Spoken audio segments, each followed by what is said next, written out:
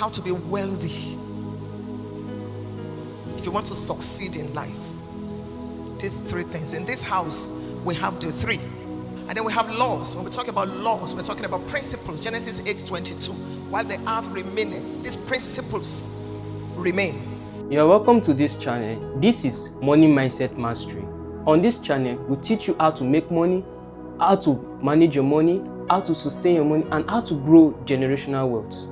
If you're interested in joining a community of like-minded people who are passionate about making money, kindly click the link in the description below.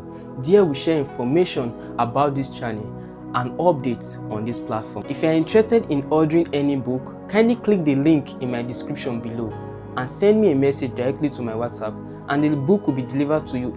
Enjoy the rest of this video. And society has been structured in such a way that for you to live well, you must be wealthy. And I try to break our lives into 4 categories, just because of those of you that are just, joining this teaching for the first time. Your oneness with God, that's your spiritual life. Very important. You must be wealthy in that area. Your health and physical well-being. If you have all the money and all the wealth and you don't have sound health, you can't enjoy life. And then your primary love relationship. Before we end, we gave you 6 weeks that we're going to be teaching. Before we end, we're going to be talking about relationships.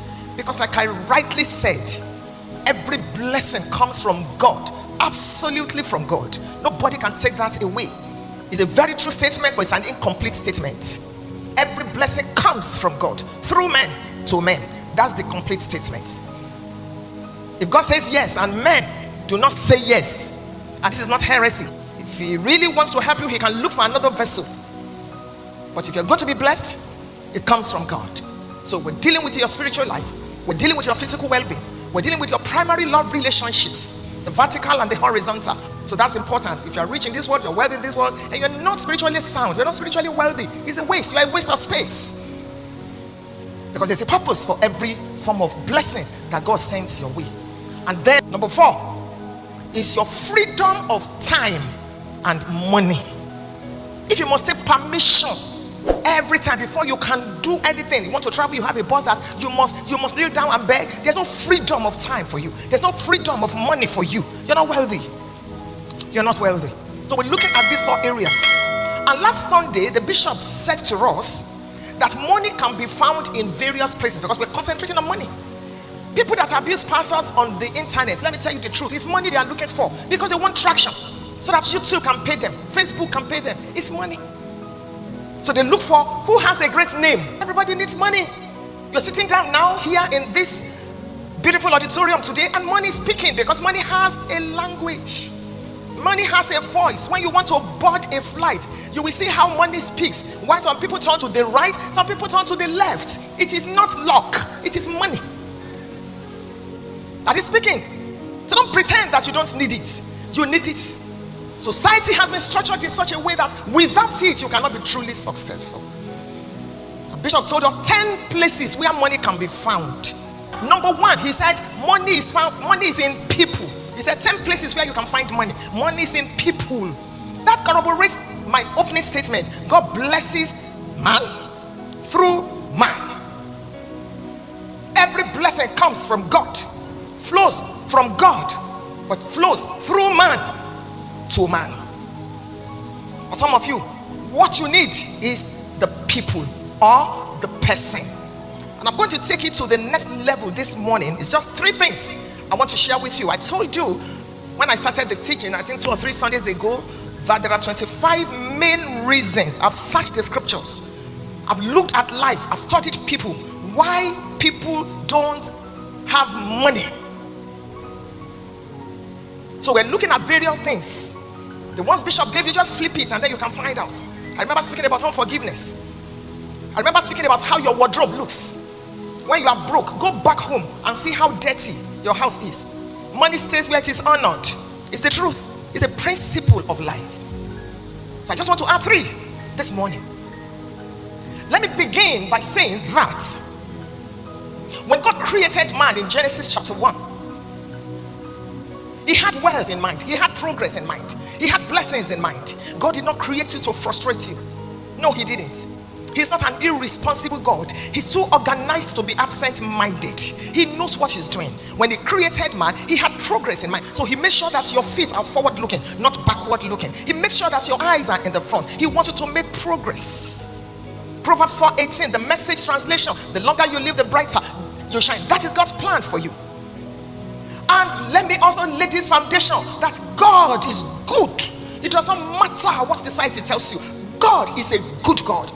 Life is not a straight line, and God is not raising backboneless believers. No.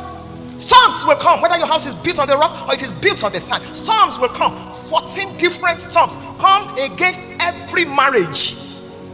Whether you are married to a devil or you are married to the saintest of saints. If God, in his infinite wisdom, did not help us when we fell, the devil will have had a field day till today.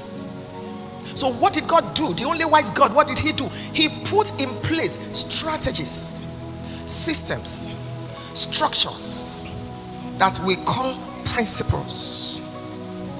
Strategies, systems, structures to help you succeed. Otherwise, none of us will have been able to survive. Because after the fall, life became audaciously wicked and unfair. So you need to align with those systems to be able to succeed, particularly in finance. And the first one I want to talk to you about this morning, if you're going to succeed or if you're going to have money, is what I call the altar dimension. The altar is the most sacred place in any church, for example. The altar dimension, I'm sharing 3 things with you today. If you want to have money, if you want to be wealthy in any area of your life, listen to me carefully. The altar dimension is sacrosanct. What is an altar? An altar is a raised structure, a platform used in worship for sacrificial things. It's a sacrificial structure. It is a focal point for connecting with the divine. The altar is the focal point for connecting to the divine. Now let me begin to break it down. How many of you have been to a Chinese restaurant before? When you enter a Chinese restaurant, listen very carefully. And they are welcoming you and speaking whatever they want to speak to one another. If you look very well, conspicuously displayed is a god. The effigy, the image of Buddha, depending on maybe it's India or whatever, India restaurant or Chinese restaurant, you will see it. Have you seen that whatever before? Sitting down like this and crossing the leg, proudly displayed. Yes, Damilola, crossing the head, leg, proudly displayed. As far as you are concerned, you think it is a decoration. It's an altar, proudly displayed. And tell me that that effigy is absent. They don't just put it in one corner. They put it, that is what you see when you enter. Sometimes it's big, sometimes it's one whatever. Proudly displayed. An altar is the structure, the sacrificial structure that connects you to the divine. Let me come home. Have you been in the same office with Muslims? And then at a point, particularly on Fridays, they tell you they are going to the mosque. Whether it is federal office or it is state office, they are going to the mosque. An altar is what connects you to the divine. That's their altar. Proudly, they will tell you, I don't joke with it. Sometimes they will park their cars, and on the highway, you will see a Muslim bring out a mat or a cloth, spread it, and you see the woman selling groceries. It's time for her prayers. You see her wrapped up, putting something down, and then she's using that whatever. It doesn't matter what you want to buy. Some of them, maybe they are really whatever. They will tell you, an altar is the sacrificial structure that connects you to the divine. Which altar are you connected to? Which altar is your business connected to? I'm coming to a business very soon. Which altar is your marriage connected to? Which altar do you service? In case you don't know, life is first spiritual before it is physical.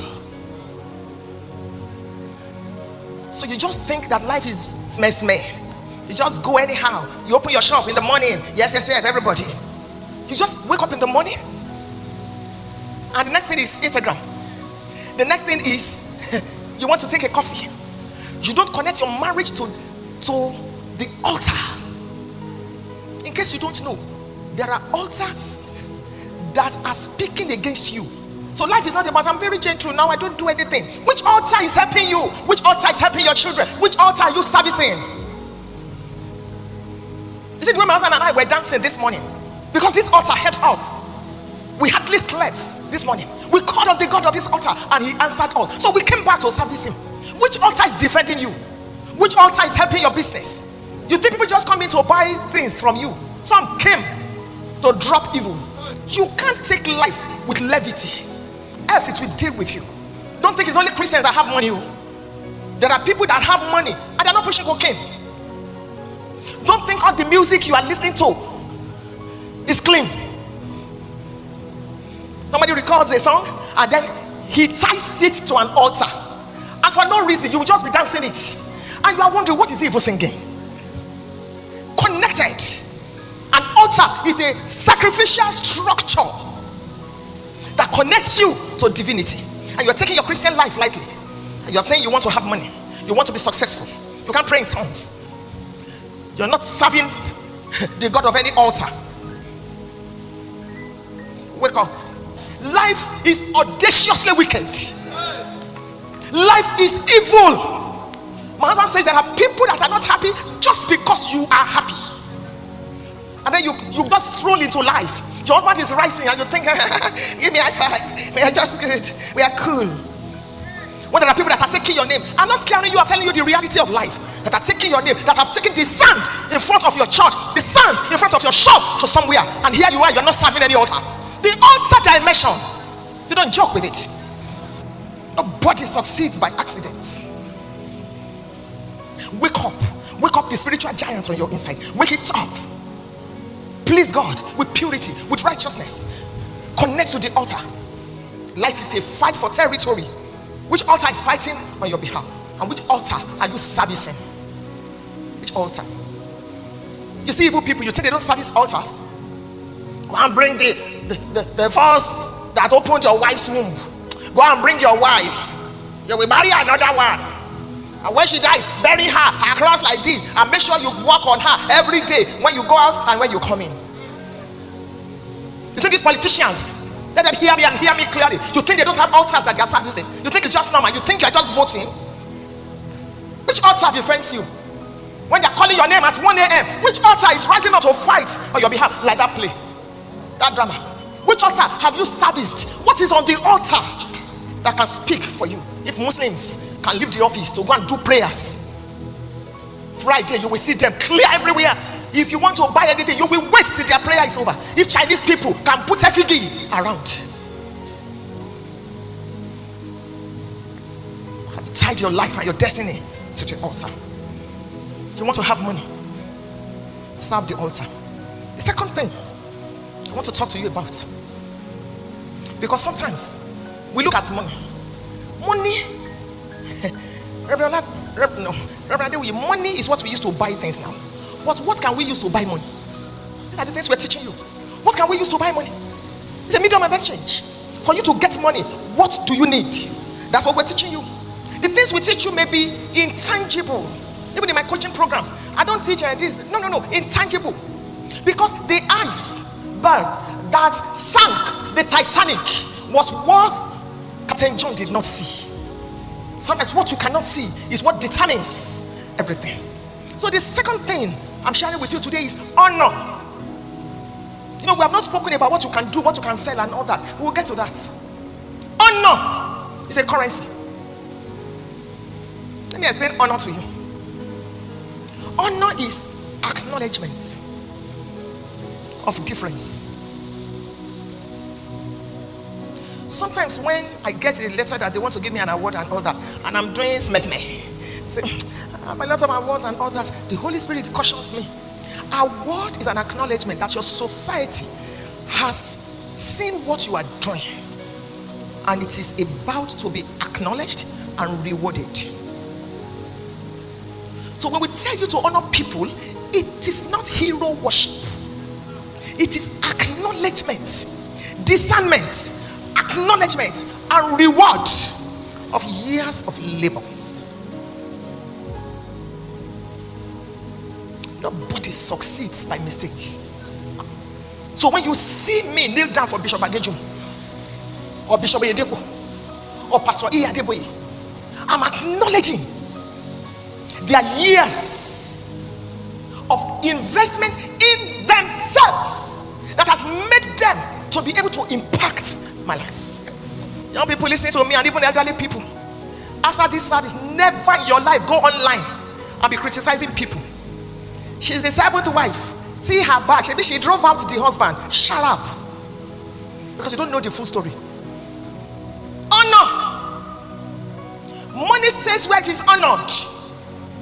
Money stays where it is honored. For instance, if you're somebody that hoards money, the other name for money is currency. It must flow. So it is sheer stupidity and malady for our politicians to steal our commonwealth and put it in the house and switch on the air conditioner. It's malady. And the road to the building is terrible. It's malady for a central bank senior officer to buy 200 and something chalet houses. It's malady for us to get to his house and the house is like a car dealer's shop. It's malady. That's why they get caught. Because that money that is inside that place that you have switched AC on, you would have created jobs, a company. 70 people would have been there. The old woman would have been thanking you. The one that is sweeping would have been praying for you every day. I sent just 40K to somebody a few days ago. Just 40K. The official money I should have sent to him is 40K. So I sent him 80K. I said 40K is for the official, this thing that you want to do for me. But the way you have behaved, 40K is for you. He sent a message to me the following morning and said, you are the reason my mother could eat today. Do you know what that means before the Lord? Why will I not have money? Life is governed by principles. I've told you over and over again. There's what we call the law of polarity. The law of polarity means opposite. So anytime I don't have money, as in cash like this, I just go before my mirror in the room and I say, the only thing that can happen to me now is to have money. That's the opposite. That's how life runs. If you jump up, you can't jump, you can't go up. You must come down. That's how life runs. Money stays where it is obeyed. I don't love money. I don't want money. Take it away. I don't want money. That's why you don't have money. I love it. I use it. It doesn't take the place of God in my life. Jesus is fully seated, established, without any apology on the throne of my life. Not money. Money is a great servant in my hand. And let me tell you, let me remind you, money is like marriage. Money does not change people. Marriage does not change people. Money or marriage amplifies who people are. You are very wicked. When money comes into your hand, you will be wickeder. Thank God you can laugh now, because all of you look too serious for me. I wanted to make you laugh. I was telling my husband, I was on a flight. Where were we going? I can't even remember. And then this man sat on 1A. Is it A that is window? So it was an international flight. The man sat there. So everybody was going, I was on 3 or something. So I had sat. Another woman was. Then one Oyibo came in and looked at his own body pass and said, excuse me, that's my seat. The man said, sit anywhere, just sit anywhere. I didn't even know when all of us in that business class. I said, no, I can't tell me to sit anywhere. I bought business class ticket. And then the air hostesses came, 2 of them. Said, excuse me, sir, can we have your boarding pass? He said, you'll have sat anywhere now. Then he brought it out. Ask me, what is his seat number? 20G. At the back. And these are the people that will be criticizing money. So you really like business class? Who doesn't like business class? Who doesn't like first class? You know why you don't have money? You are criticizing, dishonoring the people that have it. So money is saying, they will not know how to handle me. with your mouth, with your finger, with your life, with your essence, with everything. Honor people. Not just dishonor people and say, what kind of money? And where do we go? Really? Because you must succeed. We must guide you. The last one I want to talk about today is value. Use your life to do something. He says land. True, sir. Go out and walk. You cannot be coming here and be praying in tongues Monday to Friday, and then on Sunday you come and preach. That's all. Monday to Friday, what are you doing with your life? Go and do something. We value. Until kings and nobles begin to look for your service or begin to need your service, you are not wealthy. Who are your customers? I'm a coach. I have a course in my coach. This is $25,000 if I want to coach you, and it's 1 hour 12 times. That's what it means for kings, and people pay for it because they don't have value. Seest thou a man that is diligent, he shall stand before kings. Value. If you fail after this, it is your fault. There's a story that most pastors will never tell you, not because it's shameful, but because it exposes something most of us are too proud to admit. Today, I want to walk you through a testimony that has been about theology. It's about integrity and sacrifice one couple made decades ago, a promise they've kept for almost 40 years. Now, this is the story of a woman who has served her ministry for 38 years.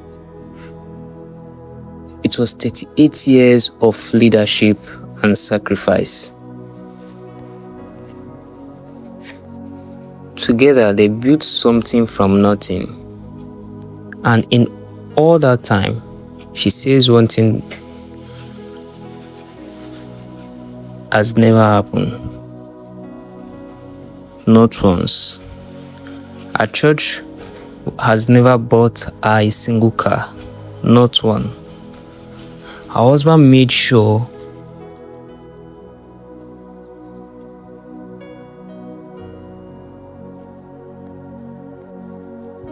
of that from the very beginning.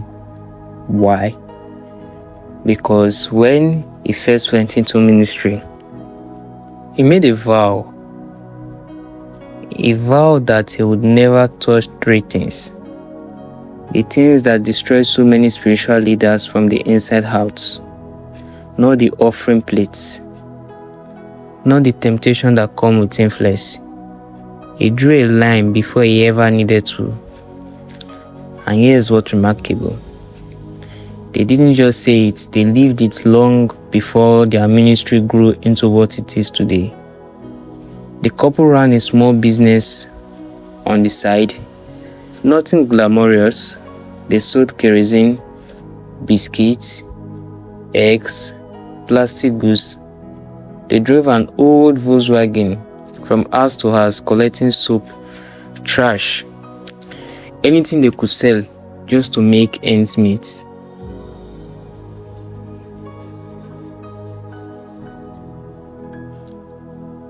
So, all of these would never have to dip into the offering given by the very people they were called to serve. Think about that for a second.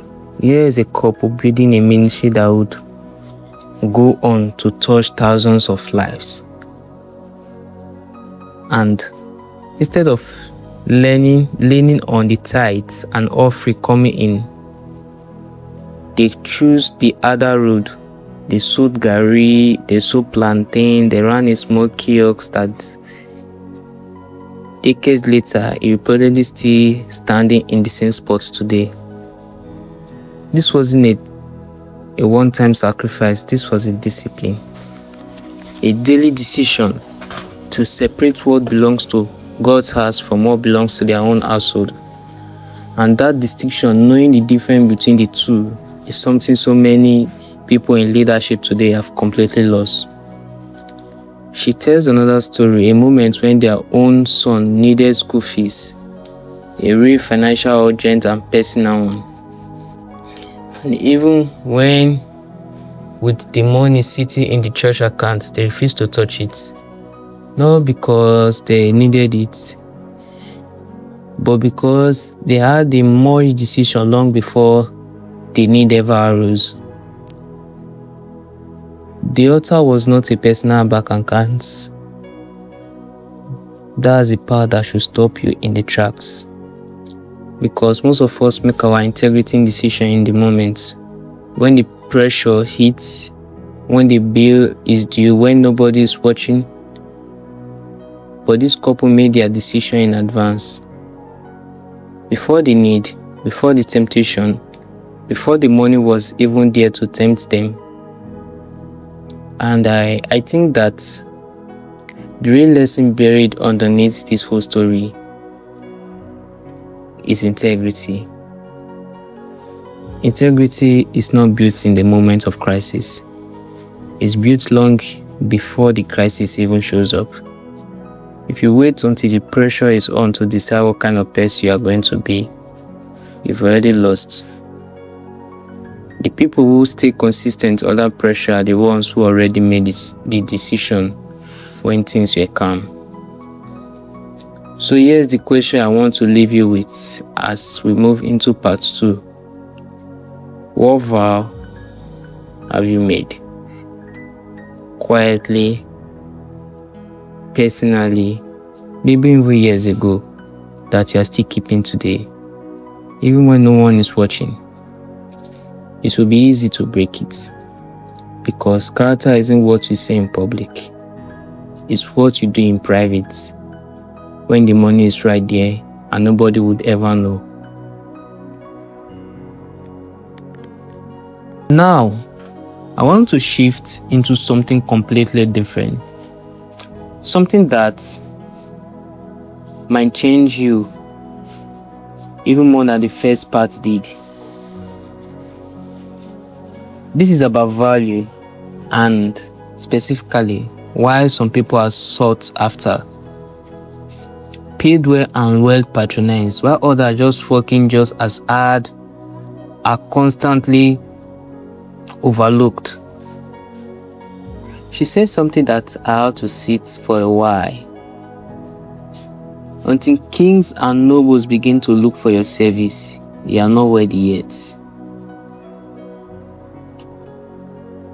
Not until you work hard, not until you pray more, until people with influence and resources start actively seeking you out. That's the real maker of value. Not business, not efforts, but value.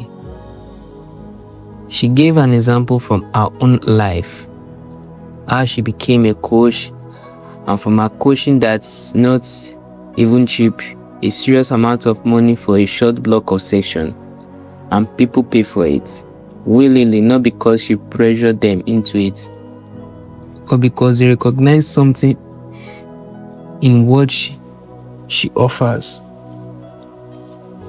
that they can't even get it elsewhere. That's the entire definition of value.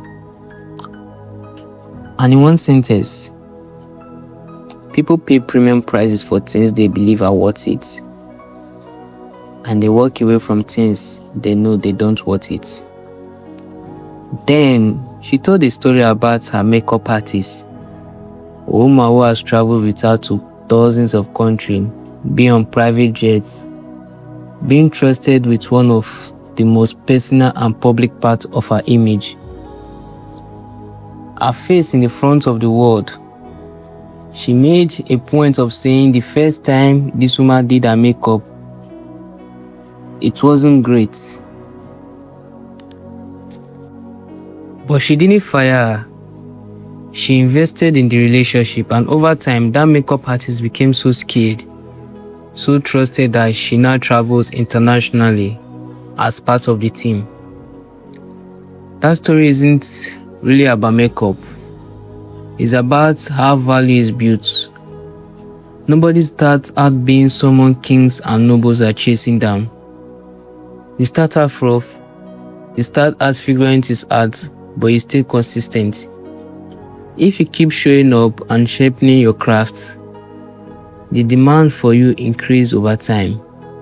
The people who complain that nobody sees their worth are often the same people who give up before they build the skill that is in demand. Here's the part that stings a little. She talks about complaints. People who look at her lifestyle, her travel, her team, and grumble it instead of asking, what did they do to get here? She was blunt about it, and she said that it's not luck, it is value. Somebody added enough value that King started paying for access to it. This is where I want you to really pause and ask yourself something honest. Are you spending more time complaining about what other people have? Or are you spending that same energy building the skill and services that makes people willing to pay for you specifically? Not just anyone who can do a similar job, but you. Now here's the truth nobody wants to hear.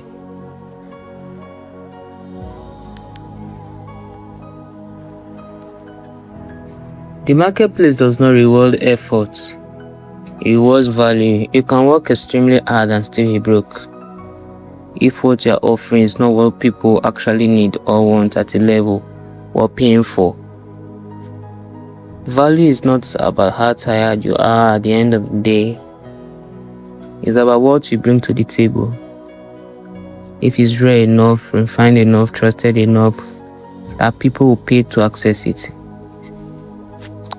I want you to sit down with this question. If nobody ever paid you for your skill again, starting from tomorrow, would people go looking for you anyway? Would there be a demand, or you will still disappear into the crowd of everyone offering the same thing? There's a story that most pastors will never tell you.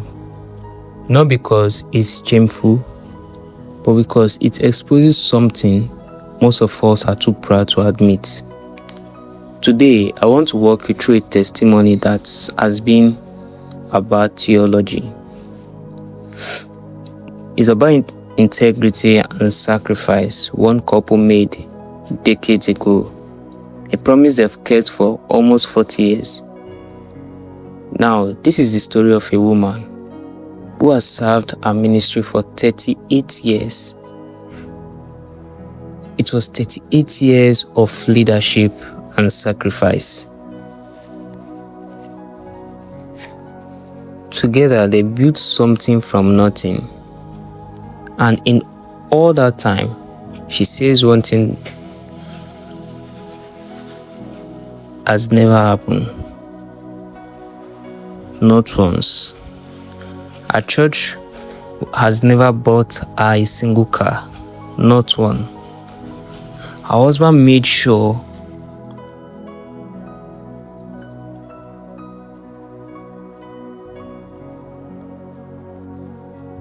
of that from the very beginning. Why? Because when he first went into ministry, he made a vow. He vowed that he would never touch three things. The things that destroy so many spiritual leaders from the inside out. Not the offering plates. Not the temptation that come with influence. He drew a line before he ever needed to. And here's what's remarkable. They didn't just say it, they lived it long before their ministry grew into what it is today. The couple ran a small business on the side. Nothing glamorous. They sold kerosene, biscuits, eggs, plastic goods. They drove an old Volkswagen from house to house collecting soap, trash, anything they could sell just to make ends meet.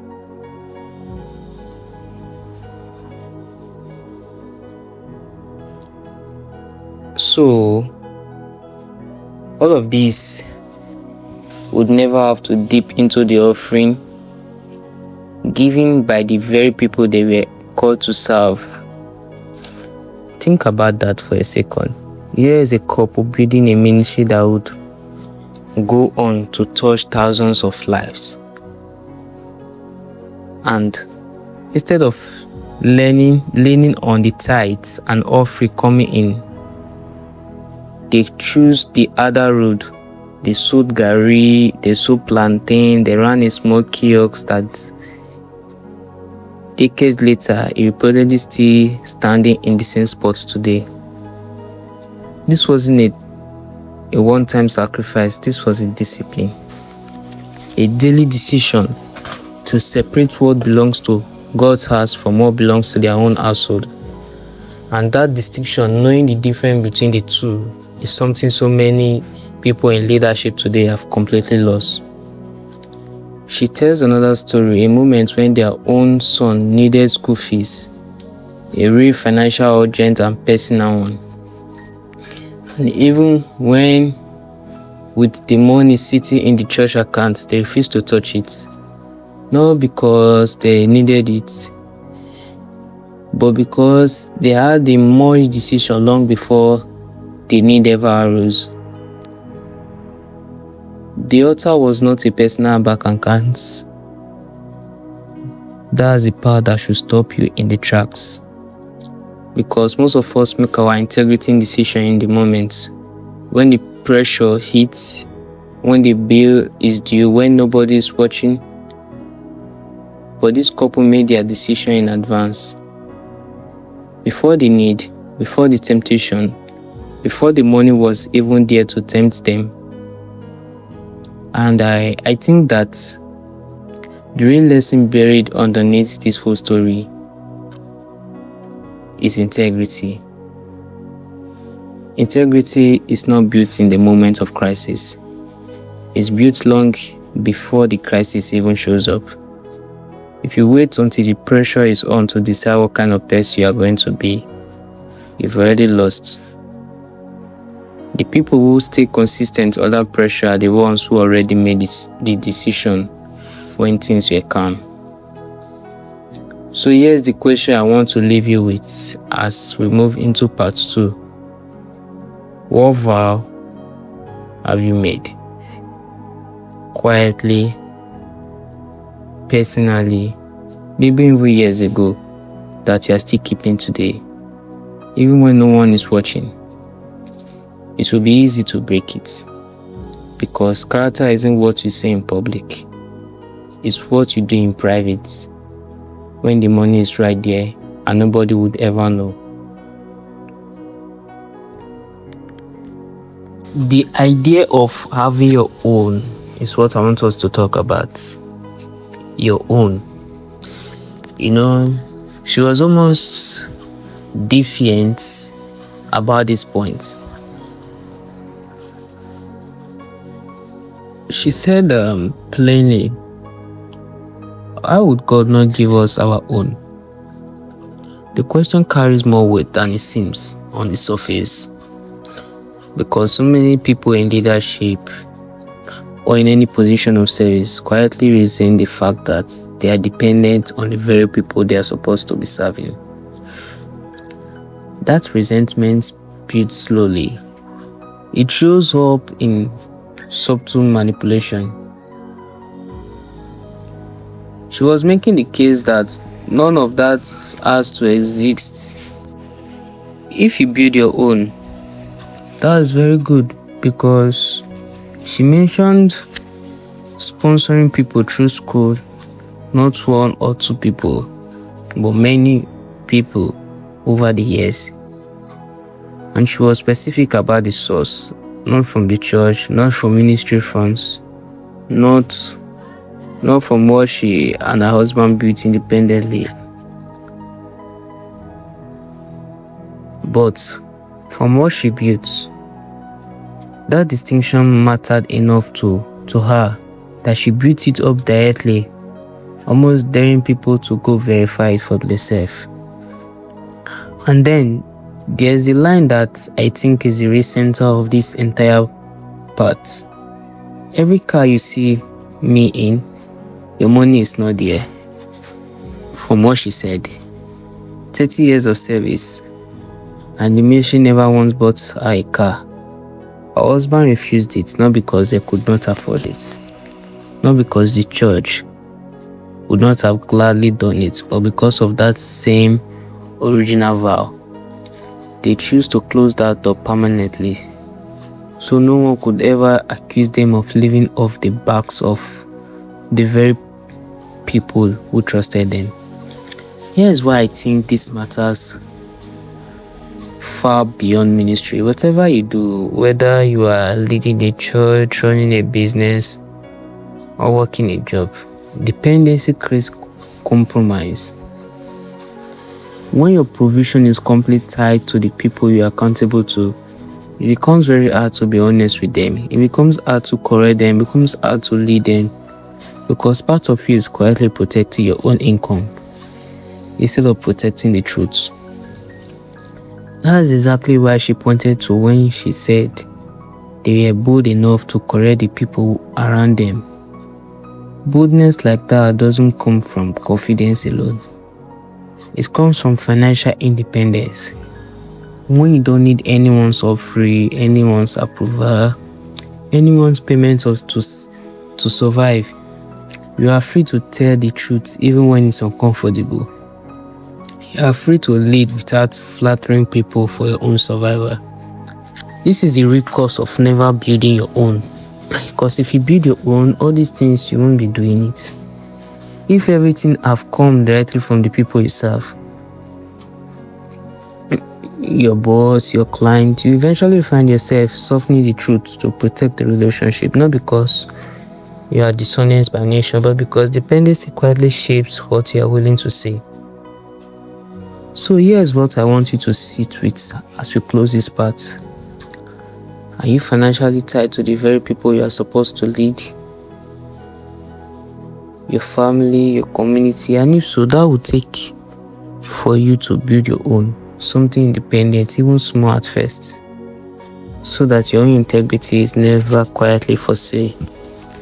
Because the freedom you say was true.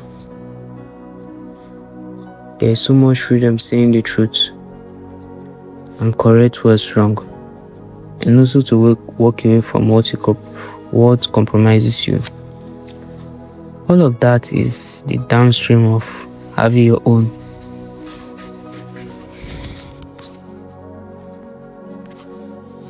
We have come a long way in this series.